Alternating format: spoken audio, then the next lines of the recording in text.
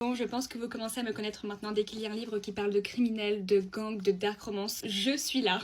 Le dernier livre que j'ai lu, c'est Attirance criminelle de Diane Guerrieri, et juste au nom, vous allez savoir que ça parle évidemment de criminels. Du coup, c'est l'histoire de Maya, une jeune étudiante qui a déménagé, qui a tout laissé derrière elle parce qu'elle a vécu un gros drame familial. Elle va arriver dans une nouvelle ville, donc nouvelle université, nouveaux amis, etc. Un jour, elle va avoir le malheur d'assister à un meurtre, il faut vraiment pas avoir de chance. De là, elle va faire la rencontre d'Evan Black, qui lui est un criminel, un tueur, qui fait partie de gangs, etc. Donc un homme vraiment très dangereux. Et bien sûr, vu que Maya est un témoin et qu'elle en sait beaucoup trop, qu'est-ce qu'il va faire? Il va tout simplement la kidnapper et la séquestrer. Au fur et à mesure du temps, on va voir qu'elle développe vraiment de l'attirance envers lui. Et c'est un peu comme une sorte de syndrome de Stockholm. Évidemment, ce n'est pas du tout une romance saine. Si vous êtes jeune, je vous déconseille vraiment de lire ce genre de livre. Et évidemment, c'est pour un public averti parce qu'il ne faut absolument pas romantiser ce qui se passe à l'intérieur. Mais sinon, franchement, pour mon avis, l'histoire est vraiment palpitante. Et c'est vrai qu'on a vraiment envie de savoir ce qui se passe. Tout le suspense de savoir ce qui va se passer parce qu'elle est enfermée, etc. Genre de comment ça va évoluer. Est-ce qu'elle va réussir à s'échapper? Est-ce qu'elle va tomber amoureuse? Plein de questions que tu te poses pendant la lecture et c'est trop bien. Genre vraiment, j'aime trop ce sentiment de suspense. Et surtout, la fin, la manière dont ça se termine sur un cliffhanger.